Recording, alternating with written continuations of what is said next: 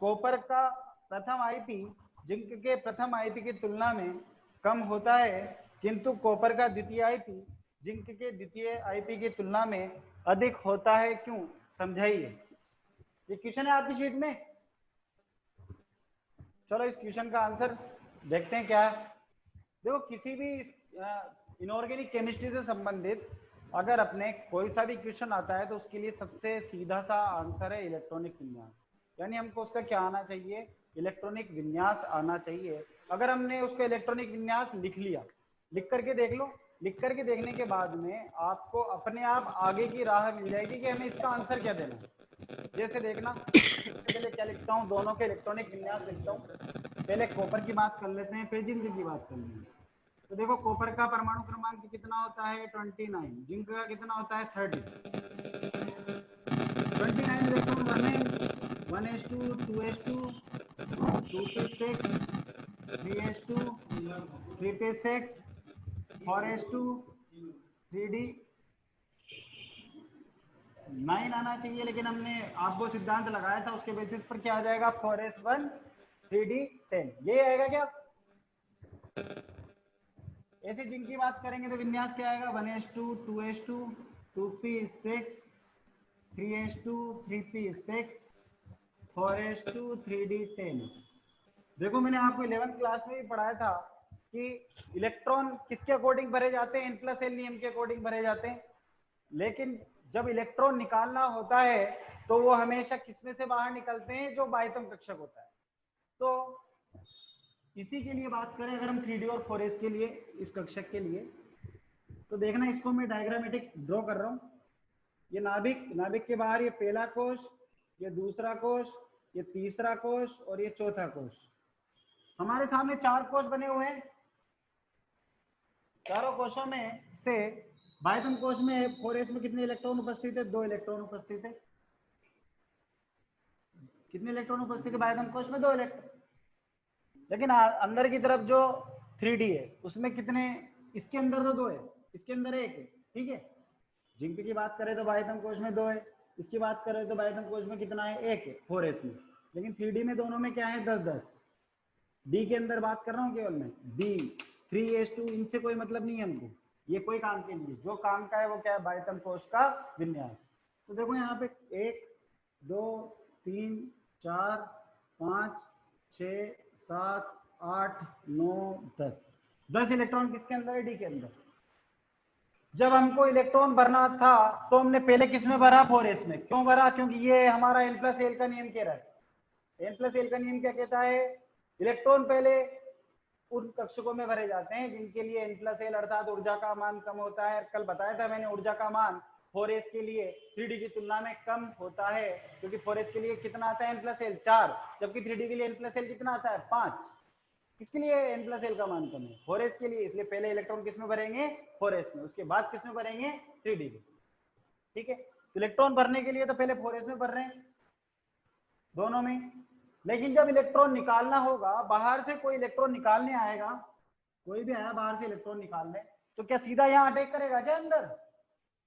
अगर उसको इलेक्ट्रॉन निकालना है तो वो आकर के सीधा यहीं से इलेक्ट्रॉन लेके जाएगा क्या? अगर उसको अंदर से इलेक्ट्रॉन निकालना होगा तो ज्यादा मेहनत करनी पड़ेगी क्या? और जब उसको बाहर ही मिल रहा है, एक बात बताओ, अगर आपको कोई मटेरियल छबड़ा ही मिल जाएगा तो क्या आप दिल्ली लेने जाओगे क्या उस सामान को? जब कोई सामान हमको छबड़ा ही मिल रहा है, ये छबड़ा, ये दिल्ली, जब कोई सामान छबड़ा में अवेलेबल है तो दिल्ली जाके क्या करोगे? क्या दिल्ली चलोगे, नारा लगाओगे? तो इलेक्ट्रॉन कहां से निकालेंगे? जो बाहर की तरफ कक्षक होगा उससे आसानी से इलेक्ट्रॉन निकल जाए, ठीक। और आयनन विभव का मतलब क्या होता है? आयनन विभव का मतलब ये होता है कि किसी उदासीन गैसीय परमाणु के बाह्यतम कोश में, बाह्यतम कोश कौन सा? ये रहा।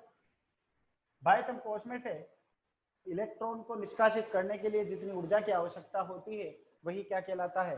उसका आयनन विभव कहलाता है। तो यहाँ पर भी वही बात हो रही है। अब आते हैं वापस अपने क्वेश्चन पे, क्या कह रहा है? कॉपर का आईपी प्रथम, आईपी प्रथम का मतलब होता है पहला इलेक्ट्रॉन निकलना। कॉपर में से जो पहला इलेक्ट्रॉन निकलेगा उसका क्या कहलाएगा? वो उसका आईपी प्रथम कहलाएगा। कहने का मतलब ये देखना, यहाँ पे ये मैंने बनाया कॉपर, कॉपर में से मैं क्या कर रहा हूँ, -1 इलेक्ट्रॉन। जब कॉपर में से मैं एक इलेक्ट्रॉन निकालूंगा, यहाँ कितने इलेक्ट्रॉन थे, 29। 29 में से एक इलेक्ट्रॉन निकल गया तो यहाँ कितने बचे, केवल 28। और कॉपर पर क्या लग गया, प्लस लग गया क्या, ठीक है। अब देखो ये क्या कहला रहा है, आईपी फर्स्ट। फिर रिपीट कर रहा हूं, किसी उदासीन गैसीय परमाणु के बाह्यतम कोश में से इलेक्ट्रॉन को बाहर निकालने के लिए, एक इलेक्ट्रॉन को बाहर निकालने के लिए जितनी ऊर्जा की आवश्यकता होती है वही क्या कहलाती है, प्रथम आयनन विभव कहलाती है। पहला इलेक्ट्रॉन निकालोगे प्रथम आयनन विभव, दूसरा इलेक्ट्रॉन निकालोगे द्वितीय आयनन विभव, तीसरा इलेक्ट्रॉन निकालोगे तीसरा आयनन विभव। समझ गए क्या, ठीक है। चलो आगे बढ़ते हैं। और कॉपर प्लस में से भी मैं वापिस एक और इलेक्ट्रॉन निकालू, -1 इलेक्ट्रॉन, -1 इलेक्ट्रॉन। अगर एक इलेक्ट्रॉन और निकालूं तो ये कितने इलेक्ट्रॉन रह गए, 28 से 27 इलेक्ट्रॉन रह गए क्या, और यहाँ +2 आ जाएगा क्या, ये क्या कहलाएगा, ये कहलाएगा आईपी सेकेंड। ऐसा कैसा केस जिंक में रहेगा, जिंक का भी लिख देता हूं। देखो जिंक था, जिंक में से अगर मुझे एक इलेक्ट्रॉन निकालना है, इलेक्ट्रॉन कितने थे, 30 थे, एक इलेक्ट्रॉन निकाला तो क्या बना, जिंक +1, यानी कितने इलेक्ट्रॉन रह गए, 29। यही इसका क्या कहलाएगा, आईपी प्रथम। इसमें से मैं एक इलेक्ट्रॉन और निकालता हूं जिंक +1 में से, जब एक इलेक्ट्रॉन और निकलेगा तो यहाँ ये क्या कहलाएगा, आईपी सेकंड कहलाएगा। और 29 में से कितने इलेक्ट्रॉन रह जाएंगे, 28 इलेक्ट्रॉन रह जाएंगे, और जिंक पर क्या चार्ज आ जाएगा, +2। बात आई क्या समझ में, कॉपर और जिंक के आयनन विभव प्रथम की और आयनन विभव द्वितीय की। अब हमारा क्वेश्चन तो ये है कि इसका मान इसकी तुलना में कम क्यों होता है, देखते हैं क्यों होता है। हमने इलेक्ट्रॉनिक विन्यास भी लिख लिए, हमने आयनन विभव भी करके देख लिया क्या हो रहा है क्या नहीं हो रहा। अब आ जाओ टॉपिक पर वापस, डायग्राम इरेज करता हूं, देखना भाई। आपके पास यहाँ पर लिखा हुआ है कॉपर का विन्यास ये है, इलेक्ट्रॉन निकालना है, किसमें से निकालोगे आप, 4s में से निकालोगे, यहाँ भी 4s में से निकालोगे, क्योंकि बाह्यतम कोश तो 4s है। कोई भी आया बाहर से एक इलेक्ट्रॉन निकालने, एक इलेक्ट्रॉन जब आपने निकाला तो विन्यास क्या बन गया इसका, 3d10 बन गया क्या, एक इलेक्ट्रॉन निकालते ही विन्यास क्या बन गया, 3d10। यहां देखना, जब आपने एक इलेक्ट्रॉन निकाला 4s में से तो विन्यास क्या बना, 3d10 4s1, यही बन रहा है। अब देखो यहाँ क्या लिख रहा है, कॉपर का आईपी फर्स्ट जिंक के आईपी फर्स्ट की तुलना में क्या होता है, कम होता है। यानी ये कहना चाह रहा है कि कॉपर में से इलेक्ट्रॉन निकालने के लिए कम ऊर्जा खर्च करनी पड़ती है, जबकि जिंक में से इलेक्ट्रॉन निकालने के लिए ज्यादा ऊर्जा खर्च करनी पड़ती है कॉपर की तुलना में। यही कह रहा है। फिर दोबारा क्वेश्चन समझाता हूं, कॉपर का आईपी फर्स्ट जिंक के आईपी फर्स्ट की तुलना में क्या होता है, कम होता है। यानी आईपी का मान क्या होता है, कम होता है कॉपर का। तो इसका मतलब क्या हुआ, कॉपर में से इलेक्ट्रॉन निष्कासित करने के लिए, कॉपर में से एक इलेक्ट्रॉन निष्कासित करने के लिए कम ऊर्जा की आवश्यकता होती है, किसकी तुलना में, जिंक की तुलना में। यानी जिंक में से इलेक्ट्रॉन निष्कासित करने के लिए, एक इलेक्ट्रॉन निष्कासित करने के लिए ज्यादा ऊर्जा खर्च करनी पड़ती है। यही मतलब हुआ कि इसका, ठीक है। तो देखो कॉपर की बात करें, कॉपर में से एक इलेक्ट्रॉन निकालना है, 4s में से एक इलेक्ट्रॉन जाएगा। ये देखो ये तो फुली फिल, ये भी फुली फिल 3d दोनों में, लेकिन कॉपर में यहाँ पर ये क्या है, फुली फिल नहीं है 4s। 4s फुली फिल कब होगा, जब 2 इलेक्ट्रॉन आएंगे इसके अंदर। लेकिन यहाँ देखो 4s फुली फिल है क्या, एस कक्षक में अधिकतम 2 इलेक्ट्रॉन भरे जा सकते हैं, 2 इलेक्ट्रॉन भरे हुए हैं, तो एस भी क्या है, पूर्ण पूरित। एस क्या है भाई, पूर्ण पूरित। अगर ये पूर्ण पूरित होगा तो इसका स्थायित्व अधिक होगा क्या, अगर ये पूर्ण पूरित कक्षक होगा तो इसका स्थायित्व अधिक होगा, और जिसका स्थायित्व अधिक हो जाता है वो चद्दर ओढ़ के सो जाता है क्या, यानी वो आसानी से इलेक्ट्रॉन नहीं देगा, और आसानी से इलेक्ट्रॉन नहीं देगा तो ज्यादा ऊर्जा खर्च करनी पड़ेगी इलेक्ट्रॉन निकालने के लिए। तो इसका मतलब जिंक में से इलेक्ट्रॉन निकालने के लिए ज्यादा ऊर्जा खर्च करनी पड़ेगी, और कॉपर में से इलेक्ट्रॉन निकालने के लिए जिंक की तुलना में कम ऊर्जा खर्च करनी पड़ेगी। तो कॉपर का आईपी फर्स्ट जिंक के आईपी फर्स्ट की तुलना में कम होगा क्या, बात आ गई क्या समझ में। तो क्या करना है, इलेक्ट्रॉनिक विन्यास जब हम लिख लेते हैं तो इजीली क्वेश्चन समझ में आ जाता है। इलेक्ट्रॉनिक विन्यास कह रहा है ये क्या है अर्धपूरित, ये क्या है पूर्णपूरित। पूर्णपूरित का स्थायित्व अर्धपूरित की तुलना में क्या होता है, अधिक होता है। इसका स्थायित्व अधिक होगा तो क्या होगा, इलेक्ट्रॉन आसानी से नहीं निकलेगा। इलेक्ट्रॉन आसानी से नहीं निकलेगा तो आईपी के मान में वृद्धि होगी। और इस तरह से यहाँ बात करेंगे तो यहाँ पर स्थायित्व क्या है, कम है, और स्थायित्व कम होगा तो क्या होगा, स्थायित्व कम होगा तो आसानी से इलेक्ट्रॉन निकल जाएगा, और आसानी से इलेक्ट्रॉन निकलेगा तो आईपी के मान में क्या आएगी, कमी आएगी। इसलिए हम कहते हैं कि कॉपर का आईपी फर्स्ट जिंक के आईपी फर्स्ट की तुलना में क्या होता है, कम होता है। ये तो एक बात हुई। दूसरी बात पे चले, क्या कह रहा है, किंतु कॉपर का आईपी सेकंड जिंक के आईपी सेकंड की तुलना में क्या होता है, अधिक होता है। अब आईपी सेकंड क्या है, आईपी सेकंड ये रहा, देखो ये रहा आईपी सेकंड दोनों का। यानी जब हमने एक इलेक्ट्रॉन निकाल दिया तो ये परमाणु आया, अब इसमें से इलेक्ट्रॉन निकालने की बात कर रहा है ये इस लाइन में। इस लाइन में ये कह रहा है कि इसमें से इलेक्ट्रॉन निकालना है तो जिंक प्लस को बनाएंगे अगर हम, तो देखना है यहाँ पे जिंक प्लस को बना रहा हूं, मैंने लिखा एक तो कॉपर प्लस और एक बनाया मैंने जिंक प्लस। कॉपर भी +1 जिंक भी +1। कॉपर +1 का विन्यास क्या आएगा भाई, 3d10 आएगा। क्या 4s तो 0 हो गया, 4s क्या हो गया 0। लेकिन यहाँ बात करें जिंक प्लस में तो क्या आएगा 3d10 और 4s1, ये आएगा क्या विन्यास इन दोनों का। कॉपर प्लस और जिंक प्लस का एक एक इलेक्ट्रॉन निकाल चुके हैं दोनों 4s में से। अब देखो यही कहना चाह रहा है कि इसमें से भी मुझे इलेक्ट्रॉन निकालना है एक और इसमें से भी एक और इलेक्ट्रॉन निकालना है। तो देखो इसमें से एक इलेक्ट्रॉन कहां से जाएगा, 3d से जाएगा क्या, और इसमें से इलेक्ट्रॉन जाएगा वो 4s में से जाएगा क्या। अब देखो ये क्या है, पूर्णपूरित।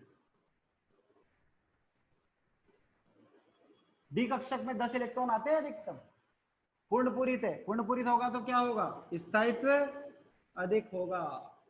और जब इसका स्थायित्व अधिक होगा तो इलेक्ट्रॉन आसानी से नहीं निकलेगा। इलेक्ट्रॉन आसानी से नहीं निकलेगा तो ज्यादा ऊर्जा खर्च करनी पड़ेगी, और जिसके लिए ज्यादा ऊर्जा खर्च करनी पड़ती है उसके आईपी के मान में वृद्धि होती है। इसलिए इसका आईपी अधिक आएगा किसकी तुलना में, इसकी तुलना में। क्यों, क्योंकि ये भी पूर्णपूरित तो है लेकिन इलेक्ट्रॉन तो यहाँ से निकाल रहे हो आप, और जब यहाँ से इलेक्ट्रॉन निकालोगे तो जैसे ही एक इलेक्ट्रॉन निकालता है, ये एक इलेक्ट्रॉन निकालता है, निकालते ही इसका क्या आता है, पूर्णपूरित विन्यास प्राप्त होता है। और पूर्णपूरित विन्यास क्या होता है, स्थायित्व होता है, स्थायित्व अधिक होता है। तो ये आसानी से इलेक्ट्रॉन निकलवाएगा। है तो क्या प्राप्त करने के लिए निकलवाएगा, इलेक्ट्रॉन। स्थायित्व को बढ़ाने के लिए ये आसानी से क्या कर देता है, एक इलेक्ट्रॉन का परित्याग कर देता है। और जब एक इलेक्ट्रॉन का परित्याग कर देगा तो ये क्या कहलाएगा, इसका आईपी सेकंड। इसलिए इसके आईपी के मान में क्या आएगी, कमी आएगी। तो देखो जिंक +1 में से इलेक्ट्रॉन निकालना क्या कहलाता है, आईपी सेकंड। और कॉपर +1 में से इलेक्ट्रॉन निकालना क्या कहलाता है, आईपी सेकंड। और टॉपिक क्या था हमारा, कॉपर का आईपी सेकंड जिंक के आईपी सेकंड की तुलना में अधिक होता है। यानी ये कह रहा है कॉपर में, मतलब कॉपर +1 में से अगर हमको इलेक्ट्रॉन निकालना है तो हमको ज्यादा ऊर्जा खर्च करनी पड़ती है, ये कह रहा है। तो यही तो हो रहा है, देखो कॉपर +1 में से इलेक्ट्रॉन निकालना था तो आईपी का मान बढ़ गया, यानी ज्यादा ऊर्जा खर्च करनी पड़ी। तो ये क्वेश्चन था आपकी कॉपी में। इसका आंसर मैं बोल देता हूँ एक बार कॉपी से, एक बार और समझ लेना आप अच्छे से। कॉपर के पास 4s कक्षक में आंशिक पूरित इलेक्ट्रॉन होता है जिसे निकालने के लिए आयनन विभव प्रथम का मान कम होता है, परंतु जिंक के पास 4s कक्षक पूर्ण रूप से भरा हुआ रहता है, जिससे हमें इलेक्ट्रॉन निकालने के लिए कॉपर की तुलना में आयनन विभव प्रथम का मान अधिक देना पड़ता है। यानी ये कहना चाह रहा है कि इसका आयनन विभव क्या हो जाता है, अधिक हो जाता है। सही बात है। अब कॉपर में से 3d कक्षक में से इलेक्ट्रॉन निकलेगा, सही तो बात है। देखो कॉपर +1 में से 3d में से तो इलेक्ट्रॉन निकल रहा है, और 3d में से इलेक्ट्रॉन निकल रहा है तो ये क्या है, पूर्णपूरित है। पूर्णपूरित इसका स्थायित्व ज्यादा है, आसानी से इलेक्ट्रॉन नहीं निकलवाएगा, और आसानी से इलेक्ट्रॉन नहीं निकलवाएगा तो क्या हो जाएगा, इसका आयनन विभव ज्यादा हो जाएगा। इसलिए हम कहते हैं कि कॉपर +1 का आईपी जो है वो क्या हो जाता है, जिंक के आईपी की तुलना, आईपी सेकंड की तुलना में अधिक हो जाता है। समझ में आ गया क्या टॉपिक, बोलो भाई। एक बार फिंगर दिखा दो अपनी अगर समझ में आ गया हो तो, ताकि हम आगे बढ़े। और किसी को डाउट हो तो म्यूट ओपन करूंगा फिर मैं। आगे समझ में, फिर भी किसी को दिक्कत रहे ना तो वीडियो एक बार और रिपीट कर लेना, मेरे हिसाब से फिर आ जाएगा। फिर भी नहीं आए तो मुझे फोन कर लेना, फोन पे अच्छे से समझा दूंगा। ठीक है, अगला क्वेश्चन है, देखो क्या है। क्रोमियम का आईपी प्रथम का मान मैग्नीज के आईपी प्रथम से कम, जबकि क्रोमियम का आईपी द्वितीय का मान मैग्नीज के आईपी द्वितीय से अधिक होता है, क्यों? समझाइए। सेम टू सेम क्वेश्चन है इसके जैसा, ये आपको सॉल्व करना है घर पे। जब आप क्लास पूरी हो जाएगी तब जब भी फ्री रहेंगे आप इस क्वेश्चन को सॉल्व करेंगे। वैसे आंसर उसके अंदर लिखा हुआ है शीट के अंदर, लेकिन आपको बिना देखे आंसर को नहीं देखना है, क्वेश्चन पढ़ना है, इलेक्ट्रॉनिक विन्यास बनाना है, उसके बेसिस पर आंसर आपको आपकी लैंग्वेज में लिख करके देखना है। ठीक है, और ये इसमें से अगर कुछ नोट करना चाह रहे हो आप तो आप नोट कर सकते हैं। आपके पास 30 सेकंड का समय है, 30 सेकंड में जो चीज नोट करना चाहते हो वो कर लो आप इसमें।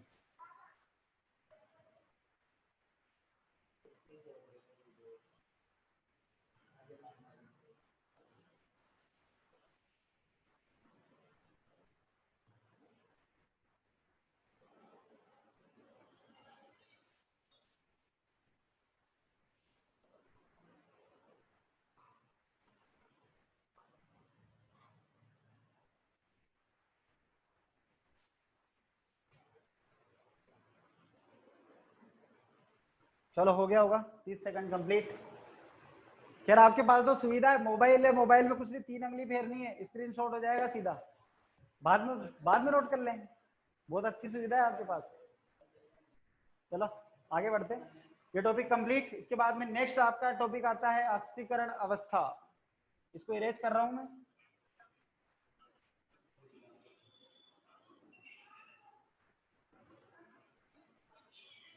नेक्स्ट टॉपिक क्या है आपका? ऑक्सीकरण अवस्था। और ऑक्सीकरण अवस्था क्या होती है भाई? जब भी कोई भी परमाणु है, परमाणु के ऊपर जब कोई आवेश आ जाता है तो वो आवेश की मात्रा को ही हम क्या किससे रिप्रेजेंट करते हैं? ऑक्सीकरण अवस्था कहते हैं। जैसे देखना, ऑक्सीकरण अवस्था, ऑक्सीकरण अवस्था को इंग्लिश में क्या कहते हैं? Oxidation state.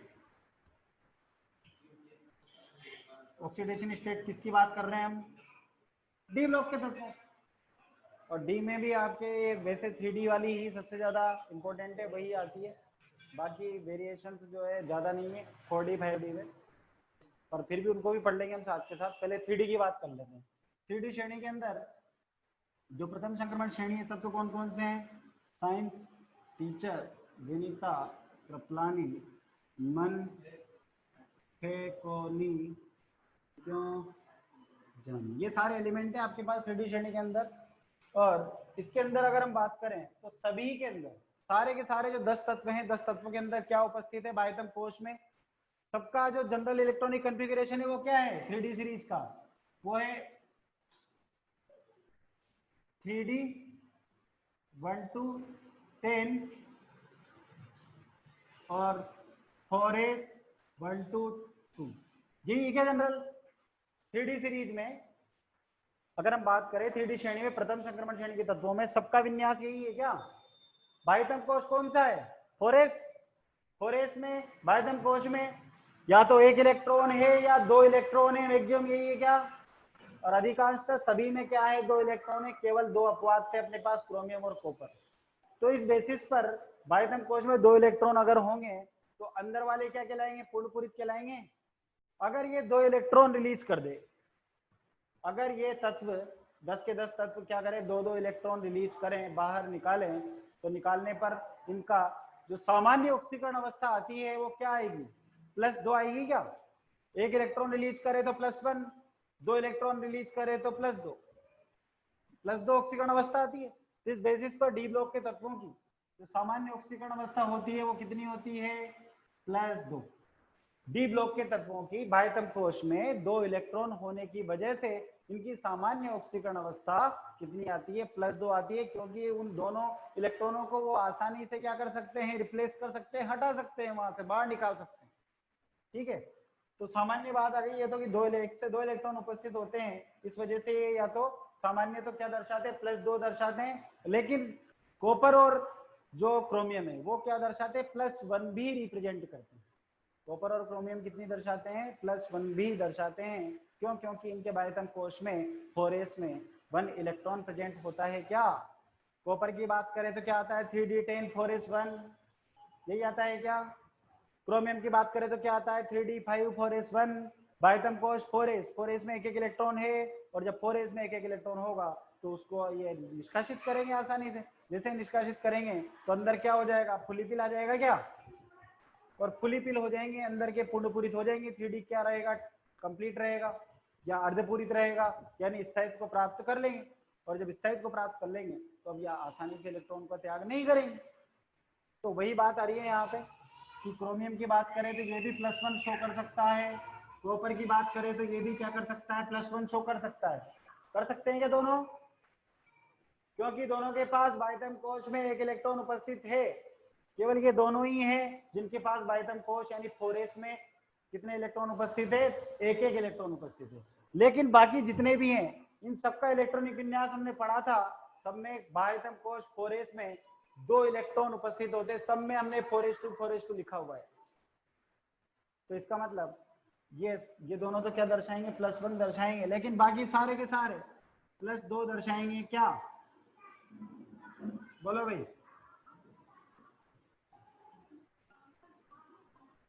क्यों +2 दर्शाएंगे नहीं दर्शाएंगे, सारे के सारे दर्शाएंगे। ठीक है, तो आगे बढ़ते हैं। ये +1 दर्शाते हैं दोनों, लेकिन बाकी सारे क्या दर्शाते हैं, +2 दर्शाते हैं। लेकिन हमने पढ़ा है, शुरू में ही पढ़ा था हमने, एक क्वेश्चन था कि डी ब्लॉक के तत्व जो हैं वे परिवर्तनशील ऑक्सीकरण अवस्था प्रदर्शित करते हैं। क्यों करते हैं, क्योंकि इनके 3d और 4s कक्षकों की ऊर्जाओं में अधिक अंतर नहीं होता है, अतः ये इलेक्ट्रॉन की आसानी से क्या कर लेते हैं, शेयरिंग कर लेते हैं, और ये परिवर्तनशील ऑक्सीकरण अवस्था प्रदर्शित करते हैं। इस क्वेश्चन को हमने सोल्व किया था स्टार्टिंग में। तो ये इनका +1 तो आ ही गया इन दोनों में, +2 यहाँ पर सब में आ ही गया। इसके बाद में लगातार अगर हम आगे बढ़ेंगे तो ये देखो, ये +3 भी दर्शाता है, ये भी +3 दर्शाता है, ये भी दर्शाता है, ये भी दर्शाता है, ये भी दर्शाता है, ये भी दर्शाता है, ये भी दर्शाता है। ये सब क्या दर्शाते हैं, +3 दर्शाते हैं। क्यों दर्शाते हैं इसकी बात अभी करेंगे, एक बार नोट करवा देता हूं मैं आपको। +4 ये भी दर्शा सकता है, +3 +4 +4 +4 +4 +4, फिर बात करें +5 +5 +5 +5, फिर बात करें +6 +6 +6, फिर बात करें +7 ओनली मैग्नीज। अब देखो क्या कारण है इसका, इनके कारण को समझेंगे। देखो देखना भाई, यहाँ पर स्कैंडियम का जो विन्यास था वो क्या था, 3d1 4s2। बायडम कोश का विन्यास यही था क्या, 3d1 4s2। अब देखना यहाँ पे स्कैंडियम ने बायडम कोश के 4s के 2 इलेक्ट्रॉन क्या कर दिए, त्याग दिए। जैसे ही 2 इलेक्ट्रॉन त्यागे तो क्या आ गया इसके पास, +2 आ जाएगा 2 इलेक्ट्रॉन त्यागते ही। लेकिन जैसे ही ये डी का भी एक और इलेक्ट्रॉन त्यागता है, त्यागते ही इसके पास क्या आ जाता है, नोबल गैस विन्यास आ जाता है क्या, आर्गन का। और नोबल गैस विन्यास आने का मतलब क्या है, ये पूर्ण रूप से क्या हो गया, अब स्थायी हो गया, यानी अब आगे इलेक्ट्रॉन नहीं त्यागेगा। यानी ये अधिकतम कितने इलेक्ट्रॉन त्याग सकता है, 2 तो एस के और 1 डी का। जब 2 त्यागता है तो +2 दर्शाता है, और एक और त्यागता है तो +3 दर्शाता है। समझ में आ गई क्या बात, कि ये क्यों परिवर्तनशील ऑक्सीकरण अवस्था प्रदर्शित कर रहा है। ठीक है, आगे बढ़ते हैं। टाइटेनियम क्या विन्यास था इसका, 3d2 4s2। देखना भाई, 2 इलेक्ट्रॉन जब इसने त्यागे तो क्या दर्शाई, +2। जब डी का एक और इलेक्ट्रॉन त्यागा तो क्या दर्शाई, +3। और डी के जब दोनों इलेक्ट्रॉन त्याग दिए तो क्या विन्यास आ गया इसका, नोबल गैस विन्यास आ गया, आर्गन 18 इलेक्ट्रॉन आ गए, और आते ही क्या दर्शाएगा, ये +4। यानी अब पूर्ण रूप से क्या हो गया, स्थायी, अब और इलेक्ट्रॉन नहीं त्याग सकता है आगे।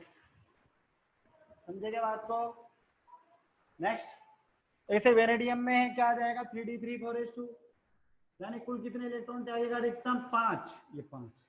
क्रोमियम की बात करें क्या आता है, 3d5 4s1, एक इलेक्ट्रॉन त्यागा 4s का तो क्या दर्शाई, +1। और 3d5 था, 5 इलेक्ट्रॉन और त्याग दे, एक तो पहले त्याग दिया, 5 और त्यागेगा तो कितना आएगा टोटल, 6। तो क्रोमियम की कितने आ गए, अधिकतम +6। मैग्नीज की बात करें क्या आती है, 3d5 4s2, जब एस के 2 इलेक्ट्रॉन त्यागता है तो क्या दर्शाता है, +2। लेकिन जब डी के 5 और त्याग दे तो 5 और 2 7 इलेक्ट्रॉन त्यागेगा तो 3 भी दर्शाएगा, 4 5 6 7। इसलिए मैग्नीज अपनी सर्वाधिक ऑक्सीकरण अवस्था प्रदर्शित करता है क्योंकि उसके बाह्यतम कोश में 7 इलेक्ट्रॉन पाए जाते हैं, 7 पाए जाते हैं, इसलिए 7 + 7 दर्शाता है ऑक्सीकरण अवस्था। सेम आयरन की बात करें तो 6 दर्शाएगा क्योंकि विन्यास क्या है 3d6 4s2 है। तो देखो यहाँ पर ये 2 इलेक्ट्रॉन तो इसके त्याग ही दिए, 2 दर्शा दिया। इसके बाद में जब आगे बढ़ता है ये तो 3 4 5 6 बस टोटल 6 इलेक्ट्रॉन तक त्याग पाता है कंप्लीट होने में। तो इसके पास कितने 6 और 2 8 हैं। बाह्यतम कोश में कितने हैं 8। दर्शानी कितनी चाहिए +8 दर्शाना चाहिए क्या +8 इन सबके बेसिस पर, इन सबके बेसिस पर कितनी दर्शाना चाहिए +8 दर्शाना चाहिए। लेकिन यहाँ पर क्या होता है देखना, यहाँ पे 3d6 बना रहा हूं मैं, यहाँ 1 2 3 4 तो बड़ा कर देता हूँ। देखना भाई 3d6 इलेक्ट्रॉन कैसे भरोगे आप डी में। आपको हुंड का नियम पता है, क्या कहता है हुंड का नियम, इलेक्ट्रॉन की पेयरिंग यानी इलेक्ट्रॉनों का युग्मन तब तक नहीं करेंगे जब तक कि प्रत्येक कक्षक में एक एक अयुग्मित इलेक्ट्रॉन ना आ जाए, ये कहते हैं अपन।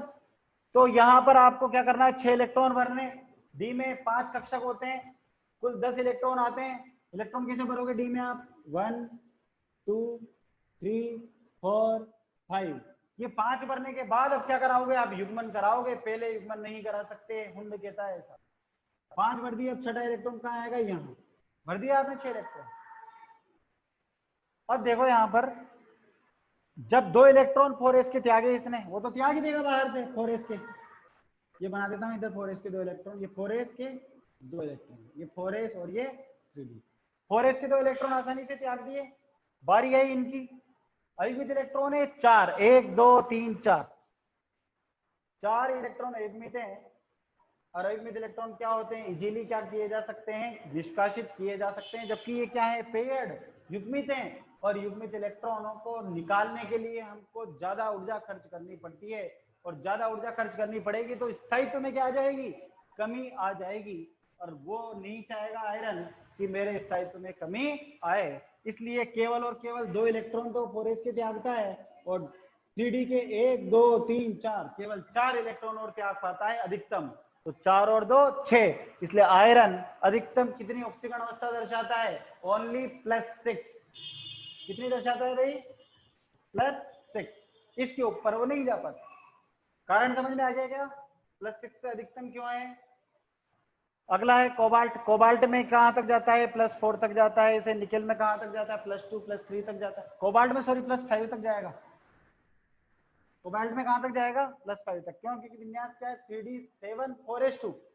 3d7 4s2 कैसे बनाओगे, 4s2 दिया गया 3d7 में 1 2 3 4 5 6 7, देखो कितने दर्शाएगा, 2 तो इसके गए, 1 2 3 किसके गए डी के गए, टोटल कितने गए 5, इसलिए अधिकतम कितनी दर्शाएगा +5, क्योंकि बाकी में क्या आ गई फिर पेयरिंग आ गई, युग्मन आ गया, इस वजह से आगे नहीं जाएगा। ऐसे ही निकल में जाएगा कहां तक +4 तक, और कॉपर में कहां तक जाएगा +1 और +2 तक ही जाएगा। ठीक है, कॉपर में इसके आगे नहीं जा पाता। रीजन देखो क्या है +1 +2, क्यों, कॉपर का विन्यास क्या है भाई 3d10 4s1, एक इलेक्ट्रॉन त्यागा तो +1 दर्शाया, डी में आए क्या आ गया पूर्णपुरित आ गया, पूर्णपुरित आने की वजह से क्या हो गया स्थायित्व बढ़ गया, स्थायित्व बढ़ने की वजह से अब इलेक्ट्रॉन नहीं त्याग सकता। लेकिन फिर भी कोई बाहर से जबरदस्ती इलेक्ट्रॉन खींचने का प्रयास कर रहा है, और डी कक्षक है, डी कक्षक होगा तो क्या होगा, डी कक्षक में 10 में से 1 इलेक्ट्रॉन कम हो जाएगा, त्यागेगा नहीं आसानी से।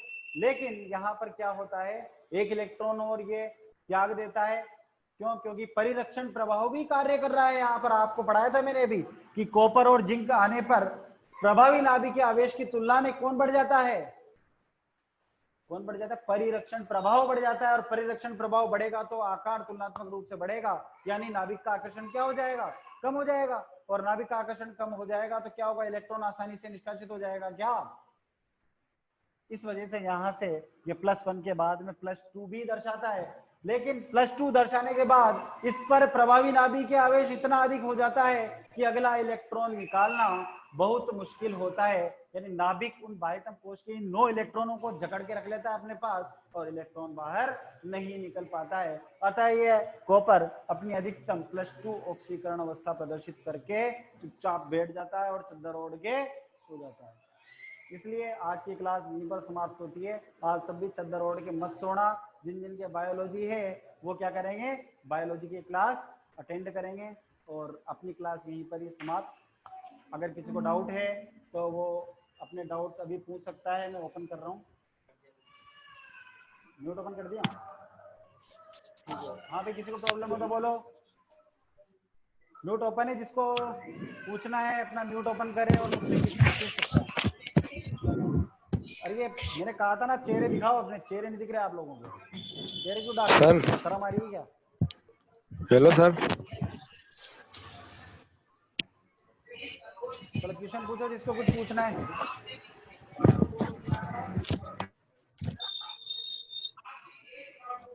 नहीं पूछना?